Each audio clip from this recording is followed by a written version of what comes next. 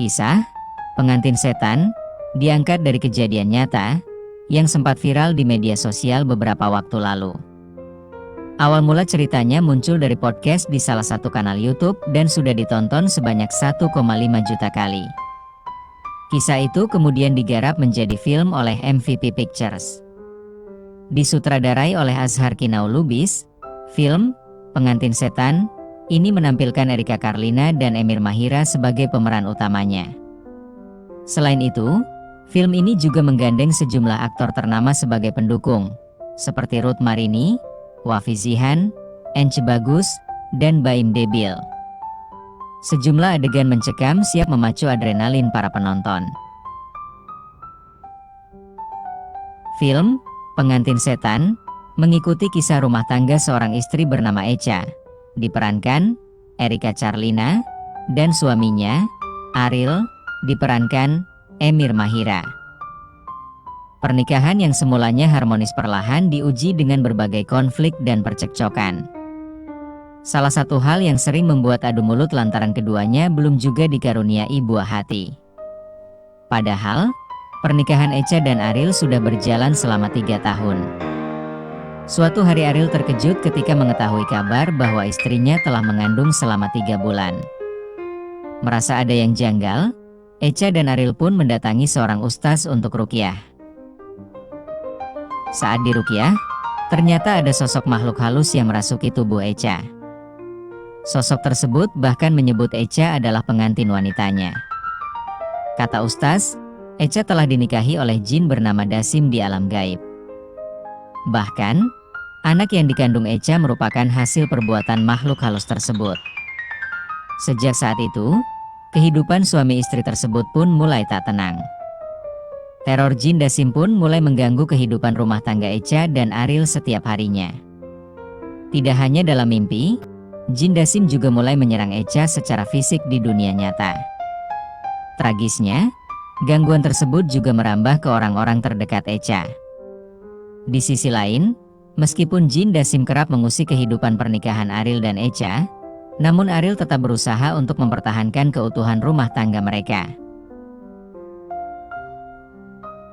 Tidak ada yang benar-benar baru di Pengantin Setan, yang menawarkan setumpuk hal generik, pula masih bergantung pada beberapa jumpscare berisik. Tapi yang membuat karya terbaru Azhar Kinau Lubis ini patut disimak adalah bagaimana premis ala film horor mesum Indonesia di era 2010-an mampu diubah jadi suguhan yang dituturkan secara layak. Ide dasarnya seketika mengembalikan ingatan tentang Diperkosa Setan 2010 yang bersama judul-judul produksi KKD bertanggung jawab mengawali salah satu era tergelap di industri perfilman tanah air. Berdasarkan kisah nyata rumah tangga Echa dan Ariel yang sudah kehilangan gairah. Sudah lama mereka tidak berhubungan badan, salah satunya akibat jam kerja yang berlawanan.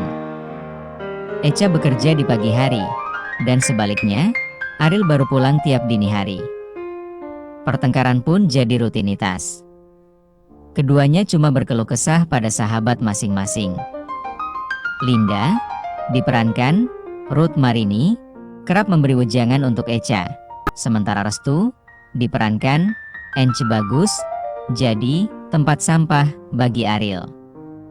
Penampilan apik Ruth Marini dan Ence Bagus yang sanggup mencuatkan daya tarik di balik barisan obrolan remeh berlatar tempat kerja, memberi Pengantin Setan daya untuk terus melaju sebelum menyuguhkan menu utamanya. Echa memiliki satu rahasia. Hampir setiap malam ia bermimpi bertemu pria tampan yang memperlakukannya penuh kasih sayang. Bahkan di satu titik, si pria mengajaknya berhubungan seks. Tentu kita tahu sosok tersebut sejatinya merupakan si setan yang disebut oleh judulnya. Jin Dasim namanya. Tatkala Echa dan Ariel akhirnya berhubungan seks setelah sekian lama, jin itu pun turut serta, menciptakan tresome dua alam yang sensual sekaligus menjijikan di saat bersamaan.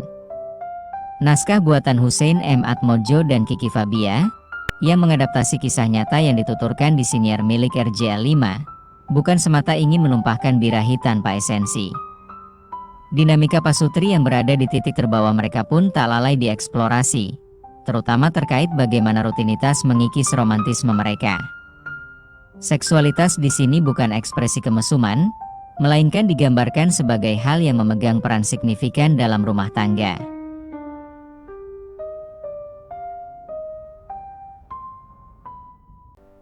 Kita pun bukan dipertemukan dengan setan yang bertindak asal.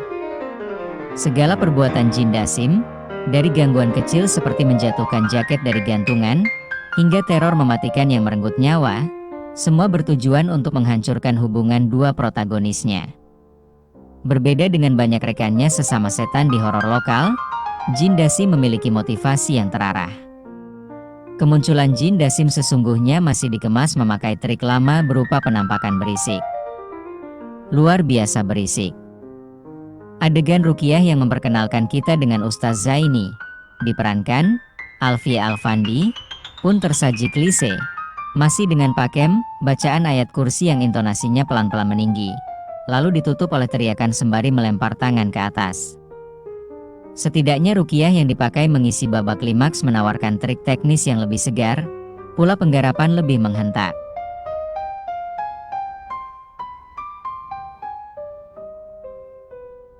Azhar Kinau Lubis menebus pendekatan, penghancur gendang telinga, di atas dengan eksekusi visual mumpuni.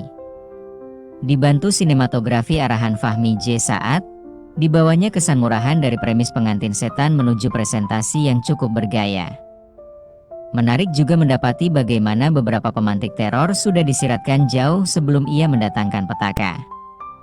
Memasuki paruh akhir, pengantin setan coba bermain-main dengan formula ala Anik Mare on Elm Street, di mana Echa terlalu takut untuk tidur. Karena tiap ia terlelap dan memasuki alam mimpi, orang-orang di sekitarnya selalu celaka. Sayang naskahnya kurang solid dalam merumuskan aturan terkait gangguan dari dunia mimpi tersebut. Terasa konyol pula menyaksikan Echa, yang ditemani adiknya, Emma, Wafi Zihan, berupaya terus terjaga namun tak melakukan upaya memadai dan tetap berbaring di atas kasur. Pemandangan konyol tersebut untungnya disusul oleh sebuah peristiwa paling disturbing sekaligus menyakitkan, yang mungkin bakal membuat banyak penonton menutup mata. Erika Charlina tampil total di situ, meluapkan emosi menggetarkan yang membuatnya berpotensi menjadi salah satu scream queen terbaik di horor Indonesia modern.